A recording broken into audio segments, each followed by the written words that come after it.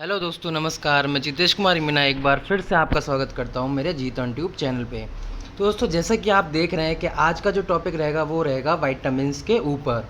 दोस्तों, मैं आज आपको बताऊंगा कि विटामिन्स कितने प्रकार की होती हैं और किस किस विटामिन का क्या क्या इसका अदर नेम से भी इन विटामिन्स को जाना जाता है।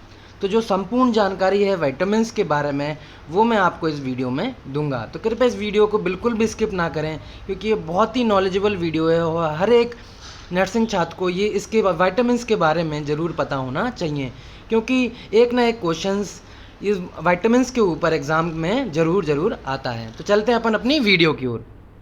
सबसे पहले मैं अगर बात करूं तो विटामिन्स जो हैं वो दो प्रकार की होती हैं। First, fat soluble vitamins, second water soluble vitamins. जो फर्स्ट वाली फैट सोल्यूबल विटामिन्स हैं उनको फिर से 4 कैटेगरीज में बांटा गया है: vitamin A, vitamin D, vitamin E और विटामिन के। और जो वाटर सोल्यूबल विटामिन्स हैं वो हैं विटामिन बी और विटामिन सी। जो विटामिन बी हैं उनके अंदर भी विटामिन 1 से लेकर विटामिन 12 तक मैं आपको बताऊंगा, उनके अदर नेम भी आपको आगे इस वीडियो में बताऊंगा। तो ये थे इनके क्लासिफिकेशंस।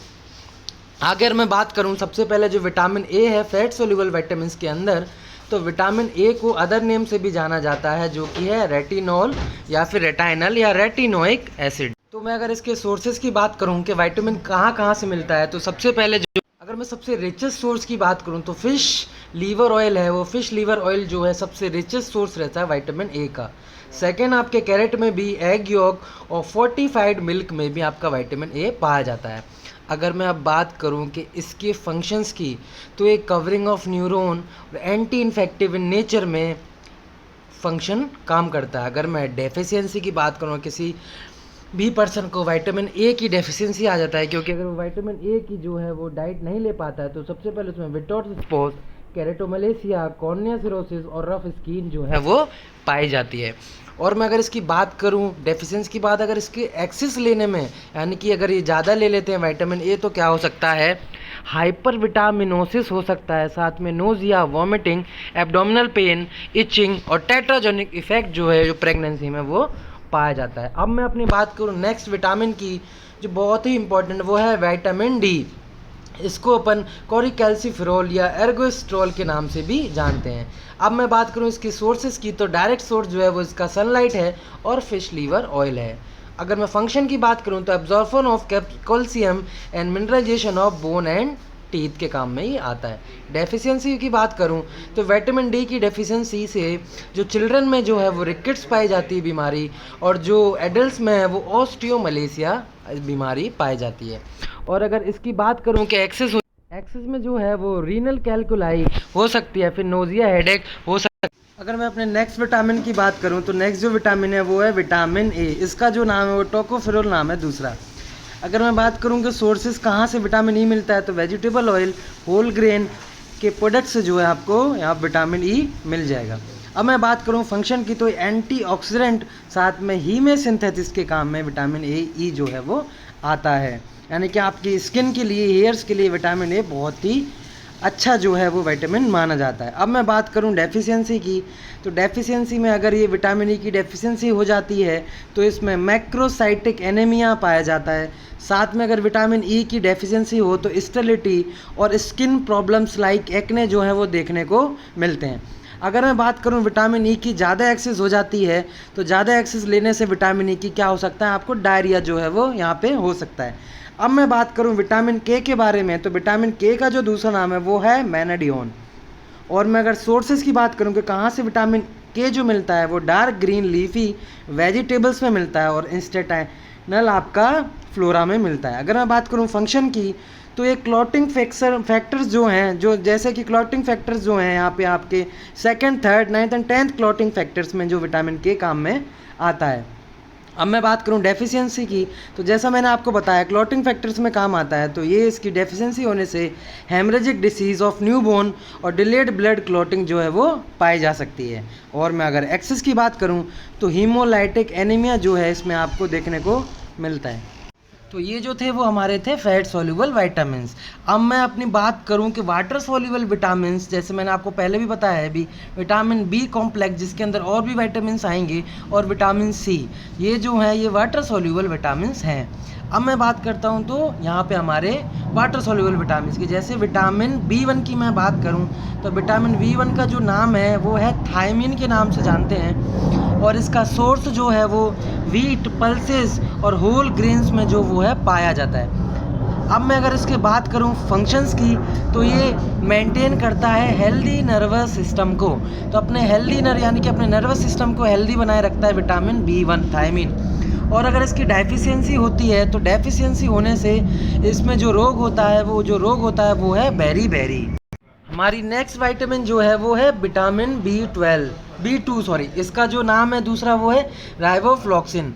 इसका जो सोर्स है वो है मिल्क, लीवर, एग और ग्रीन लीफी वेजिटेबल्स। अगर मैं फंक्शन की बात करूं तो ये कार्बोहाइड्रेट, प्रोटीन और फैट के क्या है मेटाबॉलिज्म के काम में आता है।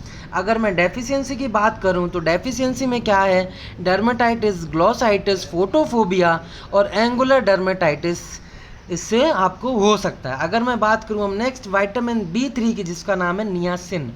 ये सोर्स किससे मिलता है kidney, grains, lean meat, nuts से इसका सोर्स मिलता है। फंक्शन की बात करूं तो फिर से ये कार्बोहाइड्रेट, प्रोटीन, फैट का मेटाबॉलिज्म में काम आता है।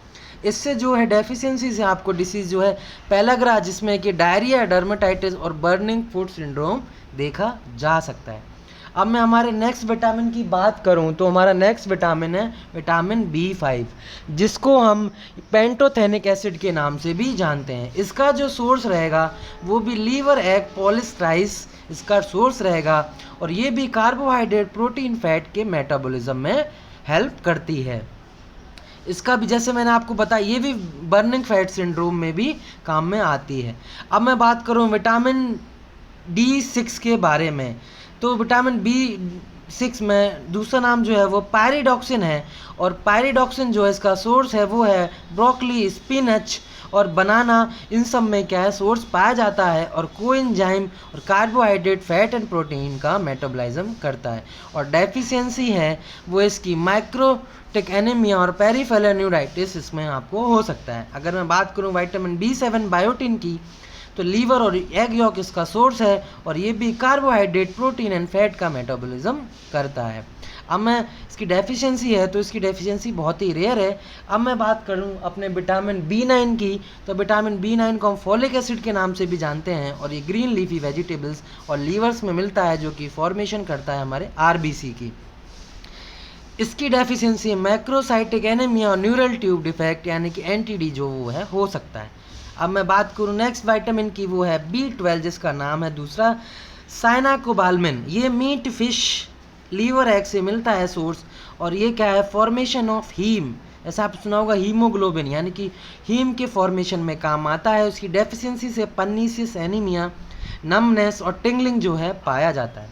अब मैं बात करूं हमारे लास्ट विटामिन, जो कि वाटर सॉल्युबल का लास्ट विटामिन है, वो है विटामिन C यानी कि स्कॉर्बिक एसिड, और इसका जो सोर्सेज रहते हैं वो है यहाँ पे citrus fruit, broccoli, green pepper और स्ट्रॉबेरीज। अगर मैं इसकी फंक्शन की बात करूँ तो ये कोलेजन फाइबर, आयरन अब्जॉर्प्शन और वुंड हीलिंग के काम में विटामिन C आता है।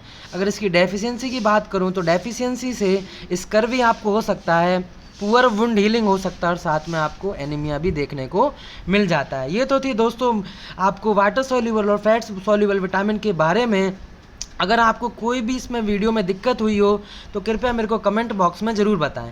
बाकी का ये मेरा चैनल का नाम है, जिसका नाम है जीत ऑन ट्यूब। यहाँ पे सब्सक्राइब वाले बटन को आपको प्रेस करना है, साथ में बेल आइकन को भी दबाना है, ताकि ऐसी ही इन्फॉर्मेटिव वीडियोज़ आप बिल्कुल भी मिस ना कर पाएँ। तो दोस्तों अगर आपको ये वीडियो पसंद आई हो तो कृपया इसको लाइक करिएगा, साथ में ही कोई भी दिक्कत है तो कमेंट करिएगा, और अपने दोस्तों तक शेयर करिएगा, और इसको सब्सक्राइब करके बेल आइकन भी बजाइएगा, ताकि ऐसी इन्फॉर्मेटिव वीडियो आप बिल्कुल भी मिस ना कर पाएँ, और सबसे पहले आपको ये वीडियो आपके चैनल पे देखने को मिल जाए। तो दोस्तों मेरी ये वीडियो देखने के लिए आपका बहुत ही धन्यवाद।